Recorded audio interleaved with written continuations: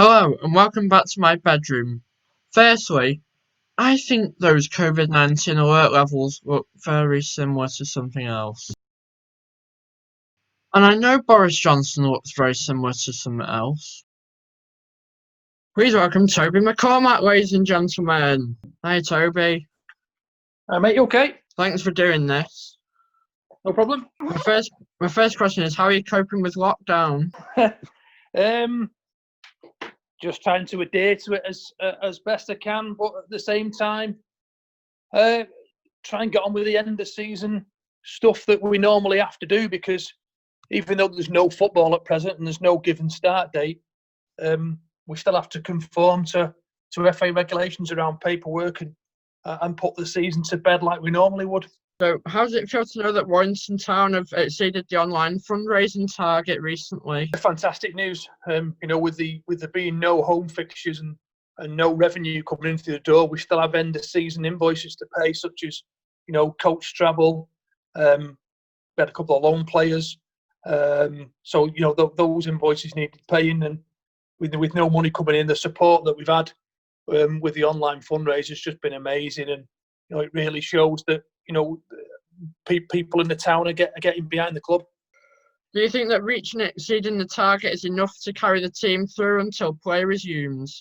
It'll certainly help it. There's no question about that. I think there is tough times ahead. There's no doubt about that. But I've got another couple of initiatives that I'm working on, and also, of course, I'll probably have to look at helping it along myself as well. How did it actually feel to have to shut down not just the club but the league due to the situation? And do you think it was a fair decision to make the league null and void? I think so, yeah. I came out quite early and said my piece after the decision was made, because there was no way that we could have kept ticking over and restarted in at that time what people thought was late May, early June. So if you fast forward to where we are now, that decision I think was probably right, because there's just no way we would be playing football in 3 weeks' time, not at our level. So, of course, there's the argument over null and void versus points per game. I think whichever way you do it,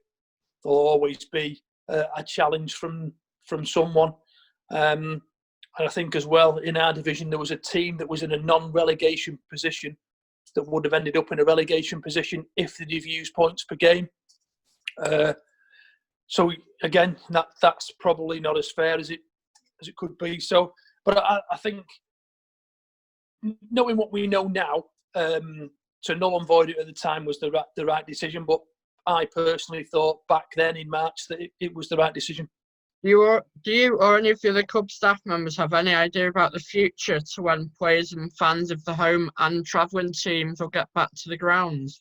I think it'll be late September, early October. That's my own view. Of course, any decisions that I make will of course be government a decision that we adhere to, much the same as the FA will have to. I can see maybe spectators being allowed back into grounds, but maybe only in certain numbers, maybe a level of 500. And I think that'll have its own challenges for some clubs that have attendances over 500. I think it will happen. I think it's just got to be common sense. And when it does happen, if you've got a social distance in a ground, then people have to do that. And I think that's where the challenge will come, because you've got to go and ask people in the ground to social distance who probably haven't been out the house for 3 months. That could come with challenges, asking people to do that. But I think we'll be looking at end of September, early October. That's my view. Do you think it'll be a danger now that Boris Johnson said stay alert rather than stay home? Do you think that could be a problem, that people start standing outside football grounds and trying to get back in? I don't think so, because I think that even at the highest level, where the play will resume first, so Premier League, I still think they're 3 weeks away from making a decision. And in 3 weeks' time, lockdown and rules of engagement of lockdown will be different. Have you heard off any of the players about how they're coping with the situation? Yeah, we're in touch. We're in touch with lads all the time. We've got a great WhatsApp group going that Paul Garden runs, and they're quite upbeat really, and they're pretty much adhering to it and doing everything they can to stay safe and look forward to meeting up again when the time's right.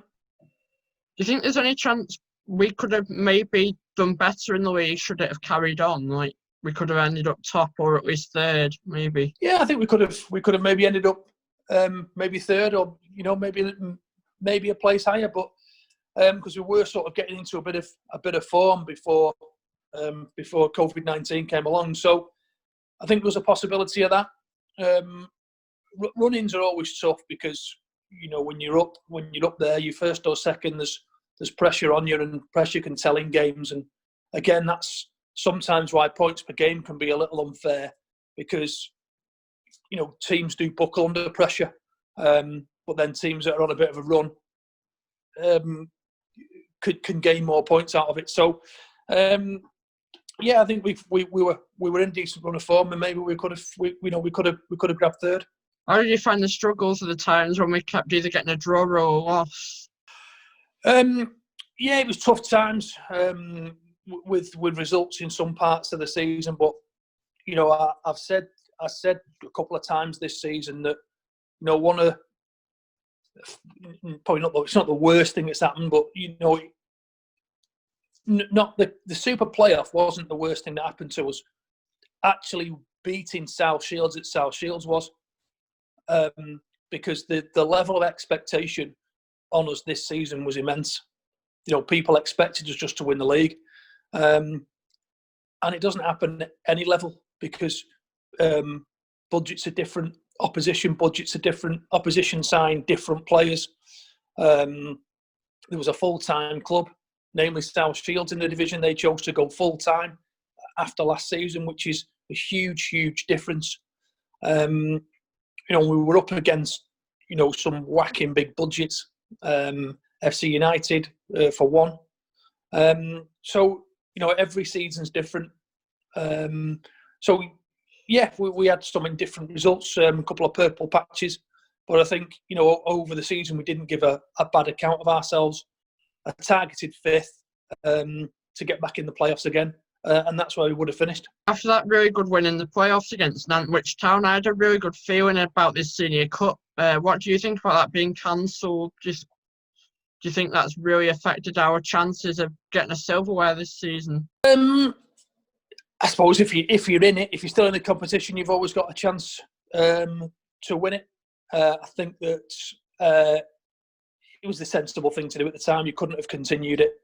But I think we had a chance. If you're in any competition, you've always got a chance to carry on and win. Well, thank you so much, Toby. No problem, mate. Anytime. Cheers. That was Warrington Town Chairman Toby Macormac, ladies and gentlemen. Thank you once again for watching, and I'll see you next week. Goodbye.